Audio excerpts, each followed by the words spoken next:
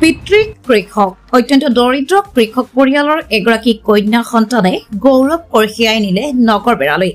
সদ্য ঘোষিত এডিআৰই পৰীক্ষাত সুখ্যাতিৰে উত্তীৰ্ণ হৈ অসম আৰক্ষীত চাকৰি লাভ দীপান্বিতা মেধি নামৰ এগৰাকী যুৱতীৰ দৰিদ্ৰতাৰ বেহুফালি কষ্ট একাগ্ৰতা অধ্যৱসায় আৰু কঠোৰ পৰিশ্ৰমৰ বলত অৱশেষত সাফল্য বুটলিবলৈ সক্ষম হৈছে দীপান্বিতা মেধিয়ে সৰুৰে পৰা অসম আৰক্ষীত চাকৰি কৰাৰ মন মেলিছিল নগৰবেৰাৰ এইগৰাকী জীয়ৰী বিএ পাছ কৰি এখন ব্যক্তিগত বিদ্যালয়ত শিক্ষকতা কৰাৰ সমান্তৰালকৈ নিৰবিচ্ছিন্নভাৱে 2021 চনৰ পৰাই অসম আৰক্ষীত ভৰ্তি হবলৈ চলাই গৈছিল প্ৰস্তুতি দীপান্বিতা মেধিৰ সাফল্যত এতিয়া উৎফুল্লিত পিতৃ মাতৃ প্ৰতিবেশীৰ লগতে সমগ্ৰ নগৰবেৰাবাসী কন্যাৰ সাফল্যত কেমেৰাৰ আগত সুখৰ চকুলো টুকিছে দীপান্বিতাৰ মাতৃয়ে দীপান্বিতা মেধিলৈ আমাৰো থাকিল অভিনন্দন আগলৈ দেশৰ সেৱা কৰক আৰু আগবাঢ়ি যাওক news desk report N8 Assam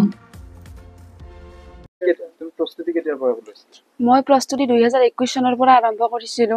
2023 চনত মই আসাম ফৰেষ্টত ইন্টাৰভিউ দিছিলো কিন্তু সফলতা নাপালো 2025 চনত মই অসম আৰক্ষীৰ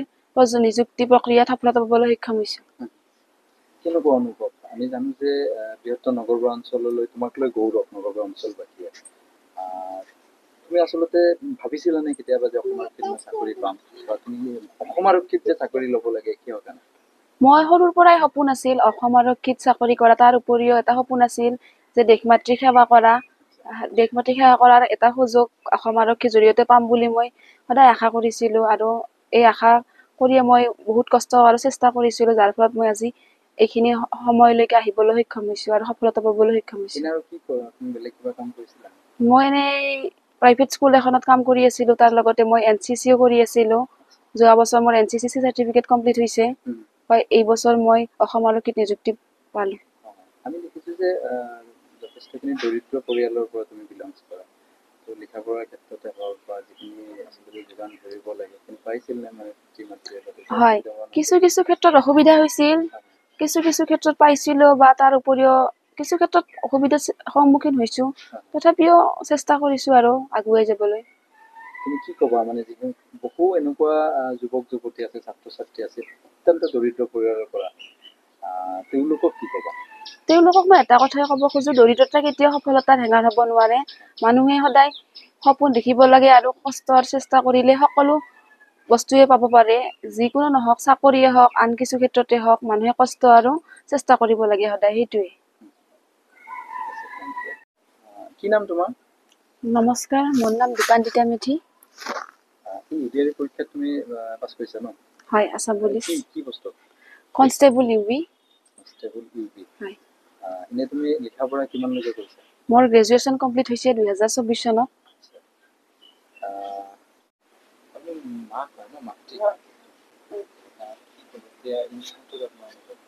অনুভৱ ভালেই লাগিছে আৰু বেয়াও লাগিছে ছোৱালী মানুহ চাই বাহিৰত ওলাই যাব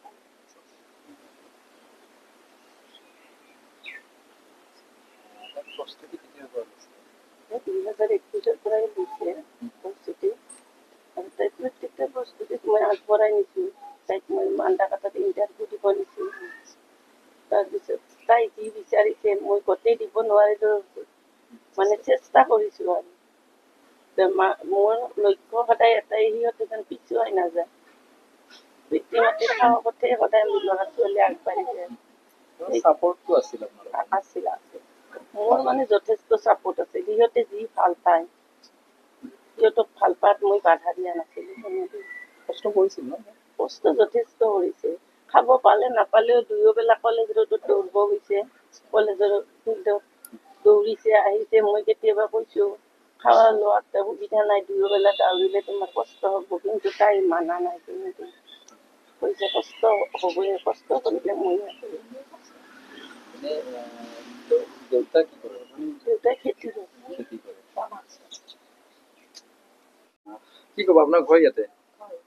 আপুনি চুবুৰীয়া হয় চুবুৰীয়া মোৰ ভাতিজা ছোৱালী আচ্ছা কেনেকুৱা অনুভৱ কেনেকুৱা হৈছে আজিৰ দিনত চাকৰি পোৱা বৰ টান বিৰাট ভাল লাগছে আমি শুনি বিৰাট ফূৰ্তি লাগছে তাই বহুত কষ্ট কৰিছে বহুত কষ্ট কৰি দৌৰি বহুত কিবা কষ্ট কৰি ঘৰখনতো অহা তথাপিও তাই আগবাঢ়ি গৈছে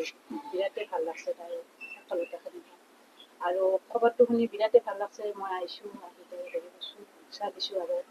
কান্দছে যেনিবা ফূৰ্তিতে সেইটো কৰিছে মাকেও চকুলো খুজি হয়। আছে তাই ফূৰ্তিতে সেইটো হৈছে ভাল হ'ব ভাল হৈছে কাৰণে আৰু হেৰি কৰিব নালাগে